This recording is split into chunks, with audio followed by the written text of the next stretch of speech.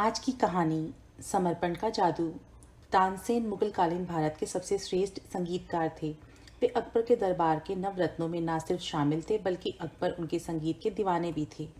एक दिन संध्या समय ऐसे ही अकबर व तानसेन बैठे हुए थे कि अकबर ने तानसेन की तारीफ करते हुए कहा, तानसेन, मैं नहीं मानता कि तुम सा संगीतकार कोई कभी पैदा भी हुआ होगा या भविष्य में कोई होगा।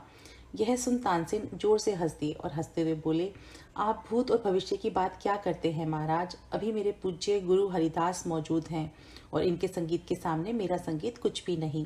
अकबर यह सुनते ही बुरी तरह चौंक गए। उन्होंने दृढ़तापूर्वक कहा, यह तो हो ही नहीं सकता। शायद तुम्हारे गुरु हैं इसलिए तुम्हें ऐसा लग रहा है। तानसेन ने कहा, नहीं महाराज, मैं जो कह रहा हूँ वह बात 100% सही है। इसमें गुरु प्रभाव तनिक भी नहीं। मेरे गुरु हरिदास वास्तव में मुझसे कई गुना प्रतिभावान हैं।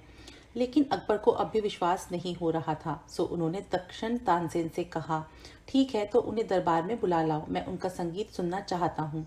तानसेन ने हंसते हुए कहा, वे दरबार में कभी नहीं आएंगे। उनका संगीत सुनना हो तो हमें ही उनके वहां जाना पड़ेगा। अब अकबर तो कला प्रेमी थे। वे तुरंत तानसेन के साथ हरिदास के घर जाने को निकल पड़े। जैसे ही घर के निकट पहुंचे, तानसेन ने कहा, हम यहाँ बागड़ में छिप जाते हैं, देखते हैं वे कब राग छेड़ते हैं। अकबर बोले, अरे हम यहाँ इंतजार क्यों करें, तुम जाकर उनसे कह दो कि महाराज स्वयं पधारे हैं और आपका संगीत सुनना चाहते हैं। तानसेन ने कहा, यह नहीं हो सकता महाराज, उन्हें आपके आने जाने से कोई फर्क नहीं पड़ने वाला। वे तो अपनी मर्जी से ही अपने समय पर ही राग छेड़ेंगी। अब तो और कुछ किया ही नहीं जा सकता था। अकबर को हरिदास का संगीत सुनना ही था। सो चुपचाप तानसेन के साथ बागड़ के पीछे छिप गए और हरिदास के राग छेड़ने का इंतजार करते रहे।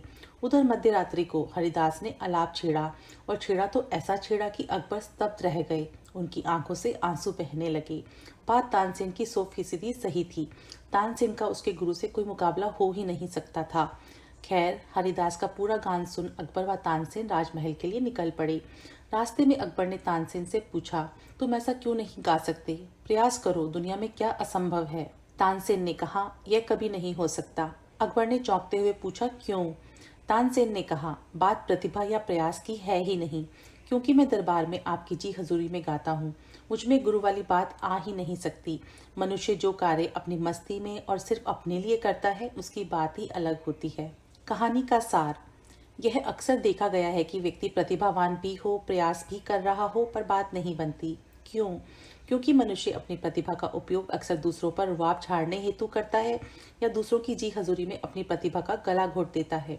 मनुष्य प्रयास भी सम्मान व समृद्धि पाने हेतु ही करता है, लेकिन वह भूल जाता है कि इन सब चक्रों में उसकी वास्तविक प्रतिभा ढक जाती है।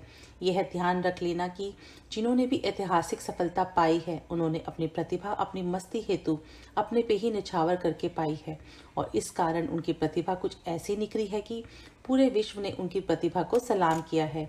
सो आप में प्रतिभा है तो डूब जाओ, उसी का आनंद लो, उसमें झूमो। सम्मान व समृद्धि का ख्याल छोड़ो, वह तो आपके द्वार अपनी प्रतिभा की मस्ती में डूबने मात्र से पीछे पीछे चले ही आएंगे।